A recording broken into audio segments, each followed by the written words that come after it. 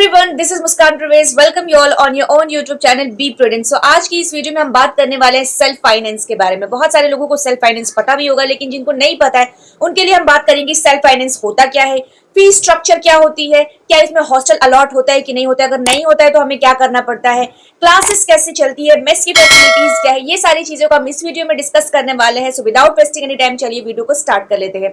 सबसे पहला सवाल बच्चों के मन में ये आ रहा है कि मैम जब हमने रेगुलर फॉर्म को अप्लाई किया था तो उस समय पे हमने सेल्फ फाइनेंस पे टिक नहीं किया था, तो क्या अब हमारा साल बर्बाद हो गया, क्या अब हमें अगले साल करना है या हमें ड्रॉप लेना चाहिए, क्या करना चाहिए हमें। तो मैं आपको बहुत ही क्लियर कर देना चाहती हूँ।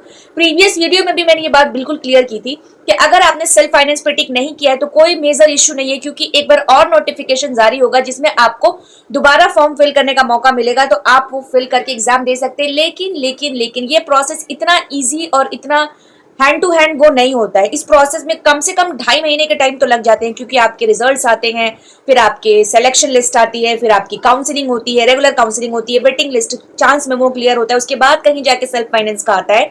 तो इसमें काफी ड्यूरेशन लग जाता है। तो ये काफी जांच पड़ताल के बाद ये वीडियो बनाई जा रही है, इसलिए ये वीडियो थोड़ी लेट से भी आ रही है।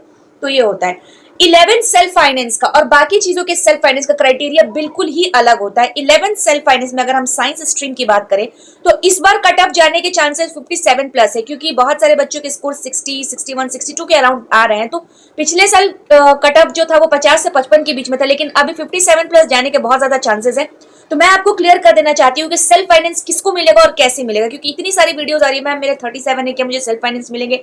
मैम 48 एक्सटर्नल गर्ल हूँ, क्या सेल्फ फाइनेंस मिलेगा नहीं? तो आप एक क्लियर समझिए, यहाँ पे स्क्रीन पे भी आपको देखने को मिल जाएगा। मान लीजिए कि 57 जो है आपका कट ऑफ मार्क्स है। अगर आप 11 साइंस के हैं तो जिनके भी 57 पे होंगे उनको तो कट ऑफ है 57 पे, उनको तो रेगुलर में मिलने के चांसेस होंगे, लेकिन जिनका 56, 55, 54 होगा उनका वेटिंग लिस्ट में नाम चला जाएगा। ठीक है, और वेटिंग लिस्ट में नाम चला गया। अब जिसके 54 प्लस होंगे उनके सेल्फ फाइनेंस मिलने के चांसेस ज्यादा होते हैं। तो आप सोच रहे हैं कि वेटिंग है आपका 55, 56 पे आपको वेटिंग मिल रहा है और आपके 37 और 38 मार्क्स आए हैं तो आपको सेल्फ फाइनेंस मिल जाए। तो ये कैसे पॉसिबल है बेटा? सेल्फ फाइनेंस सोनी का मिलेगा ना जिनके वेटिंग से थोड़े से कम मार्क्स आए। अगर आपके 54 आ रहे हैं तब आपको सेल्फ फाइनेंस मिल सकता है, लेकिन ऐसे 38, 25, 37 पे सेल्फ फाइनेंस नहीं मिलता है। एक चीज की रिलैक्सेशन मैं आपको दे सकती हूँ कि अगर आप इंटरनल कैंडिडेट है और 15 से ऊपर अगर आपका नंबर है तो आपको डेफिनेटली 100% आपको सेल्फ फाइनेंस मिल जाएगा, क्योंकि इंटरनल वाले को थोड़ा सा प्रिविलेज मिलता है। तो इंटरनल कैंडिडेट के अगर 48, 38, 37 है तो आप बिल्कुल टेंशन मत लीजिए, आपको सेल्फ फाइनेंस मिल सकता है। अब होती है कि सेल्फ फाइनेंस होता क्या है। तो सेल्फ फाइनेंस ये होता है कि नाम से ही पता चल रहा है कि आपको अपनी पढ़ाई की फी खुद भरनी पड़ेगी, क्योंकि अलीगढ़ मुस्लिम यूनिवर्सिटी में जो रेगुलर बच्चे होते हैं उनकी पढ़ाई के लिए तो सरकार खर्चा दे रही होती है, लेकिन क्योंकि आपका सेल्फ फाइनेंस है तो आप रेगुलर जो कॉलेजेस की फी होती है वैसे ही लगेगी। 11 साइंस में बात बताऊं तो 30,000 सेल्फ फाइनेंस की आपकी फी हो जाएगी। बस आपको रिलैक्सेशन ही होगा कि आप अलीगढ़ मुस्लिम यूनिवर्सिटी में है, बाकी फी वगैरह फी स्ट्रक्चर सेम रहता है एज नॉर्मल कॉलेज के लिए। तो मैंने आपको ये पॉइंट क्लियर किया, आगे बढ़ते हैं। अब जिन बच्चों के वेटिंग लिस्ट में नाम गए हैं उनको सेल्फ फाइनेंस मिलने के चांसेस ज्यादा होते हैं। कभी कभी ऐसा होता है कि वहां से वेटिंग से अपग्रेड होकर आपको रेगुलर में मिल जाए, लेकिन बहुत कम चांसेस होते हैं, लेकिन वेटिंग वाले का चांसेस सेल्फ फाइनेंस में ज्यादा होता है।